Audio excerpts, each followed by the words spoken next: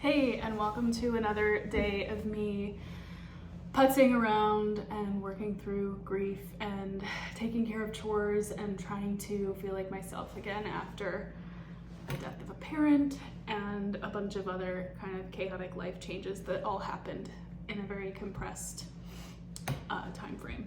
So, what a way to start a video. I wanted to show you what I'm wearing. Priorities, right?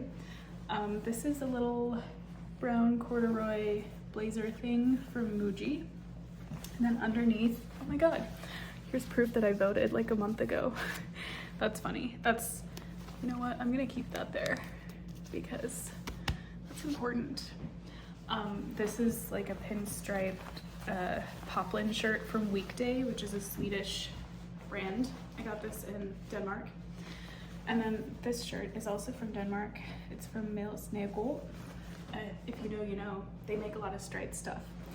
And then I thrifted these jeans. The belt is from Uniqlo. And yeah, slippers. That's kind of the fit. Okay.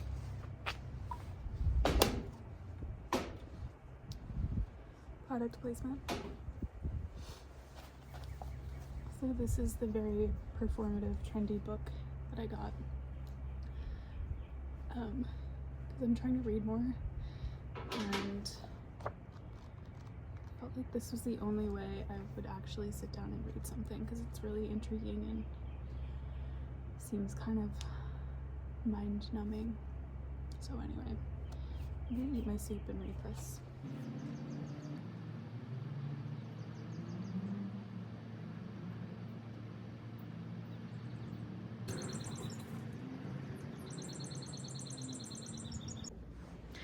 Okay, it got a little too cold out there for me, so now I'm inside and I finished my soup like hours ago. Don't worry, I didn't just abandon my soup. But now I'm doing some laundry downstairs, and then up here I wanted to work on my room a little bit more, bit by bit, day by day. So this is the room. The bed is currently a mess because I'm doing laundry. But I want to continue working on these boxes. It's crazy how I keep unboxing things and putting things in the closet, but the boxes just don't seem to go away. Also, it's really cold. Let me do the window. Okay. Oops. Still getting the hang of that window style. But, right. So, this box is going to Goodwill. This is my suitcase for when I go back to Austin in a few days, because again, this is not my house, this is my mom's house, and I'm just kind of fixing my room for when I come here to visit occasionally.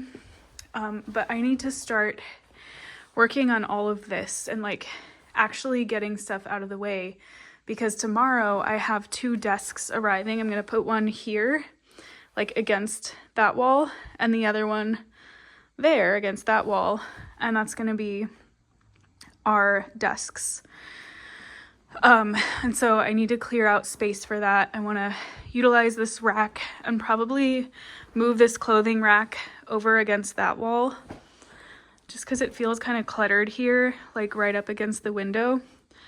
And then yeah, again, just like clear out this space so I can put the desks in, and then I have an office chair and different things I'm going to set up when the desks arrive. So I think I'm just going to do like a time lapse of me cleaning this space up.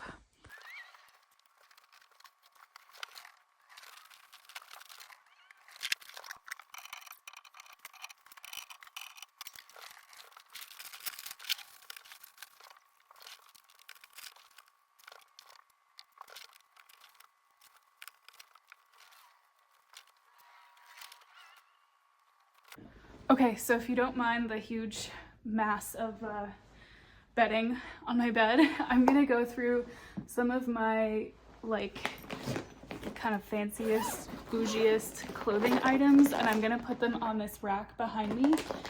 And you'll probably recognize some of these if you watched my videos from last summer where I was like going really hard into the fashion content. So I have like, for example, this piece from Acne Studios. Damn, I'll have to button it up, but it's like a really cool shirt. Damn, it smells kind of musty though, unfortunately. I have this piece from Pleats Please Issey Miyake, like a beautiful purple pleated top. So the story with all these clothes is that I used to have a full-time job, and what I spent my money on was cool clothes. I paid like $500 a month in rent for a 2-bedroom in this small town that I lived in, and so I just like had a lot of extra money. I didn't even make that much money, and I'm probably going into way too much detail now, but I just want people to know that I'm not like a trust fund baby or some kind of millionaire influencer, which is probably obvious, like just look at me. But anyway, if you were curious like how I got into this and how I was able to make all this work and why I've stopped, it's because I used to have a full-time job and I lived in a very low cost of living place, and now I'm a PhD student. So I do have a stipend for that. I don't pay tuition, I have a stipend, but I live in a very high cost of living place now, Austin, Texas.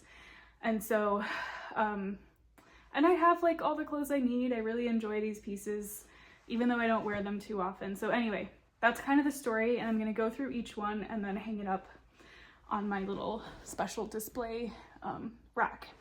So the first piece I have is this Antian like t-shirt. And you know what, I'm not gonna go through these in great detail, but if something catches your eye and you want to like make an offer, I can, like, all of these I would consider selling on Depop. But anyway, I'm not gonna like go through details because the point is like I'm cleaning out I'm organizing my space. I'm not like doing a dedicated filming, but if you're interested in any of these pieces, leave a comment and I can talk more about them in another more dedicated video. So this one, the tag is on that side,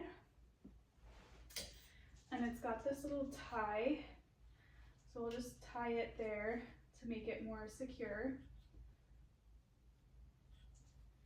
Okay, cute. And I'm gonna take this ugly gray sweatshirt off the rack because that's no fun. Also, I can move it closer for the time being, just so you have a better view of things. There we go.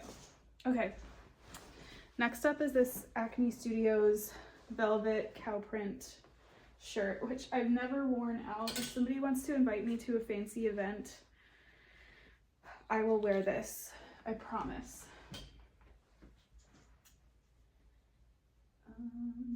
How does it fasten? It's got these little things here. So yeah, when I bought this, I was imagining myself going to all sorts of events. And you know, I think we all do that as fashion girlies, right? We buy things with a vision of ourselves that just doesn't quite pan out. So that's what happened here, because this shirt was like, oh, well over $300, probably much more than that. I bought it on Essence. That's where I bought most of this stuff. Anyway, so now it's buttoned up and you can kind of see the shape of it. Gorgeous. Okay, I'm gonna put these over here. Next up is this Issey Miyake Pleats Please purple pleated thing. I actually wore this to my full-time job in like municipal government with the blazer over it and like a full tank top under, because it's obviously very see-through. But yeah, that's the only time I remember wearing that piece.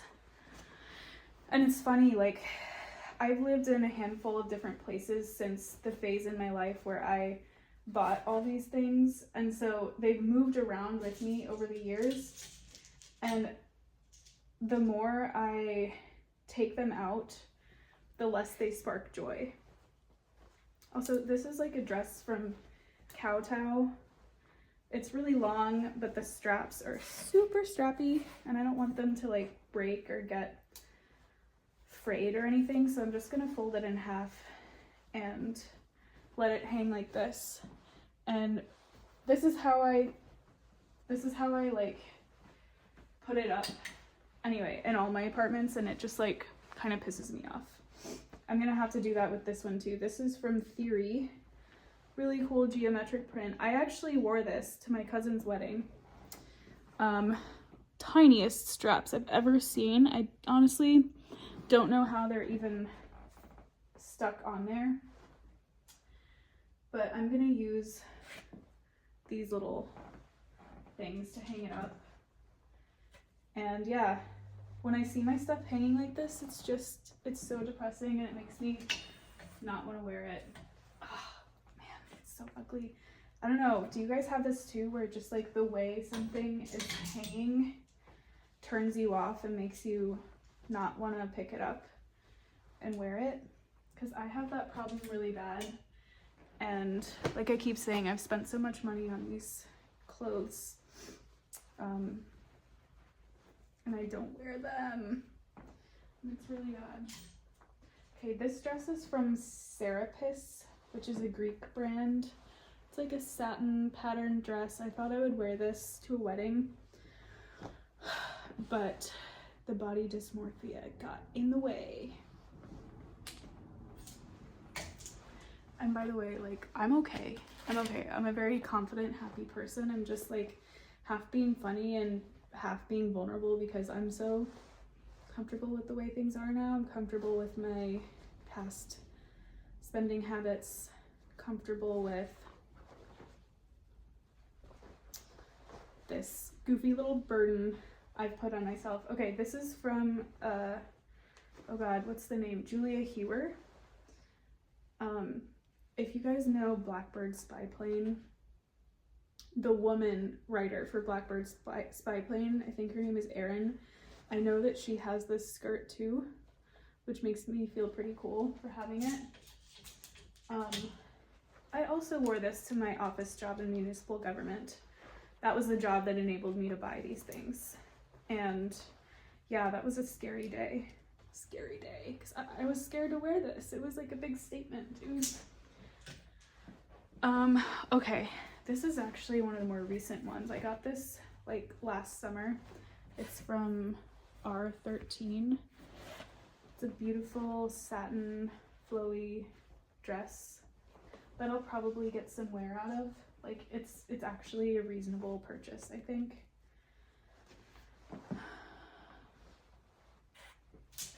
Okay, put that in the back since it's a longer dress. What is this? Oh, this is a skirt that I want to give away. That was thrifted anyway, so it doesn't matter. This is a skirt that I thrifted in Copenhagen. It's just tie-dye.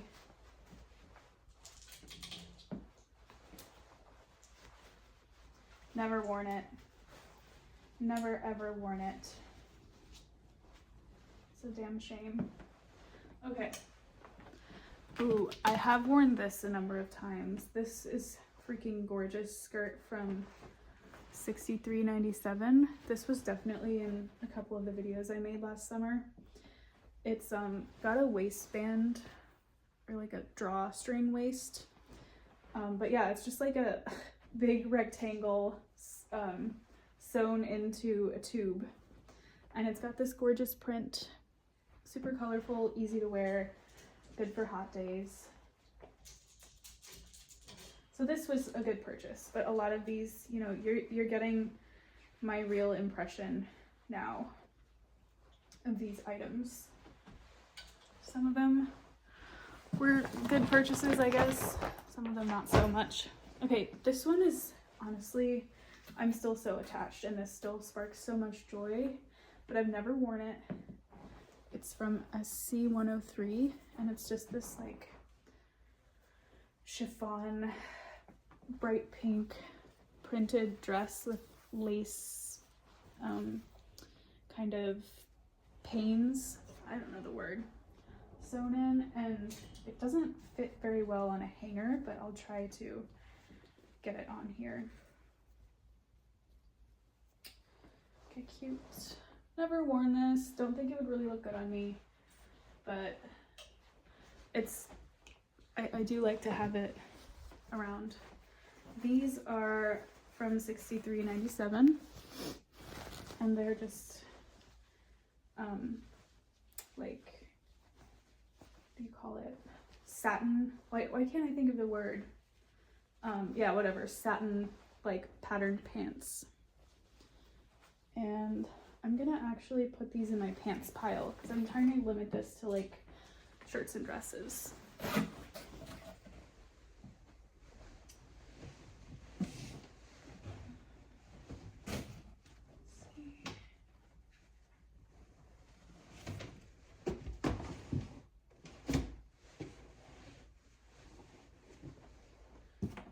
Okay. Looking. Okay, down to the last few. I've honestly sold a lot over the years. This is a dress from YMC. Smells kind of weird, but it's just this kind of camo-y floral with ruching, and like a halter top. It's really not flattering on me.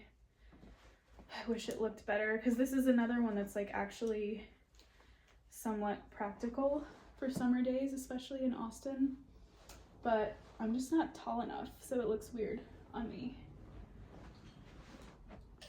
Put that on backwards. Okay, next is this little patchwork top from Chandlu. It's also satin, and damn, the tag is still on. Okay, I don't know, I could see myself wearing this in the summer or winter with like a long sleeve tight shirt underneath, but I've never worn it out. Lastly, I believe for the fancy stuff, is this Tanya Taylor leather skirt with a tie, and I'm just gonna fold it in half and put it like this.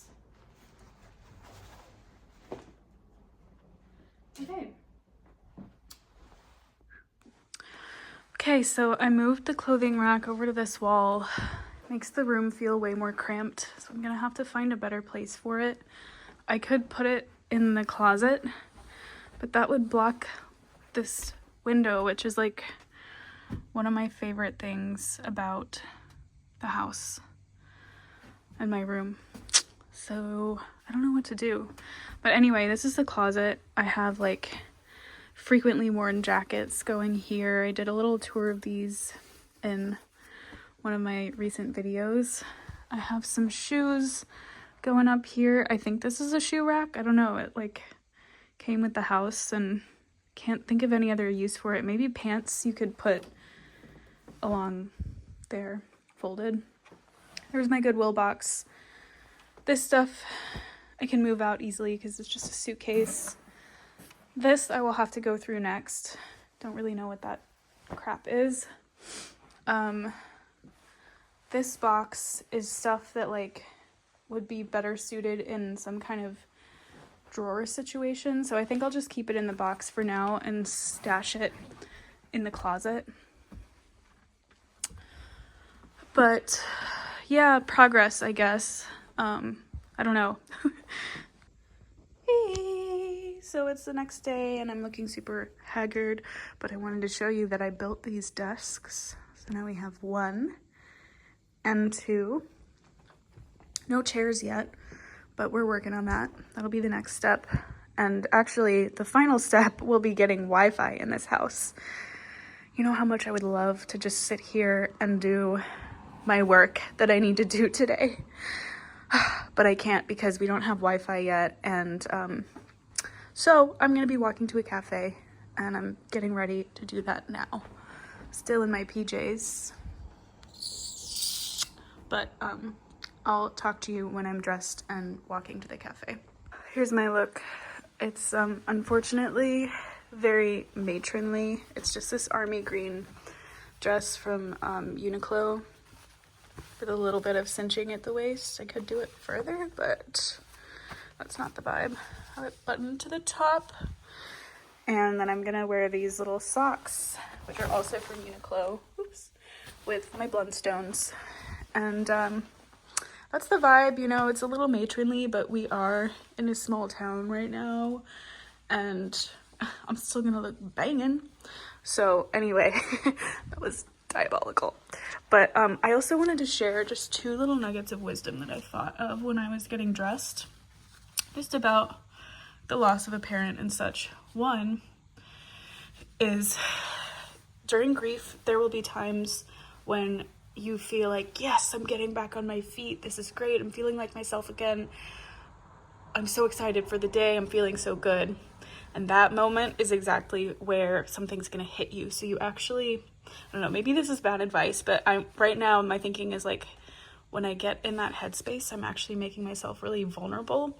And it's better to just maintain like a midline or baseline mood that's kind of in the middle, if that makes sense, as a protective mechanism. But you have to be careful with that, because I hear a lot of people also saying that like after a really hard life event, they became numb. I'm not saying become numb, just like watch yourself, I guess, and don't get that like highfalutin attitude, if you know what I mean.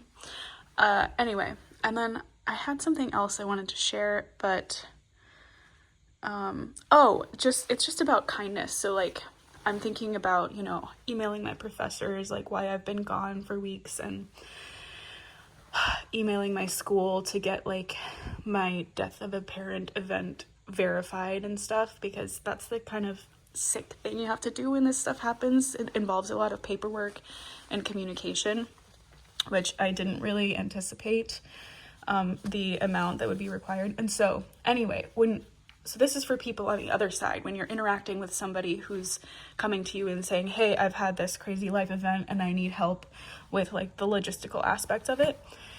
Give them warmth. Just that simple like, oh my gosh, I'm so sorry for your loss. I hope you're doing well, in an email before you get into the nitty gritty of the logistics and bureaucracy. That goes a long way. And I'm usually not a sappy person at all. I mean, I'm just not a sappy person. But even in these times, like that, I don't know, that those little sappy lines kind of help me. I don't know why I'm suddenly sounding like a broken record of Shakespeare, like half rhyming and shit. But anyway, do you get what I'm trying to say? Just like give people kindness, give people grace. You don't know what they're going through. All of this stuff is very cliche, but you know, when you're going through it, you're like, yes, these cliches are so true. Like they're important. So it's just a reminder.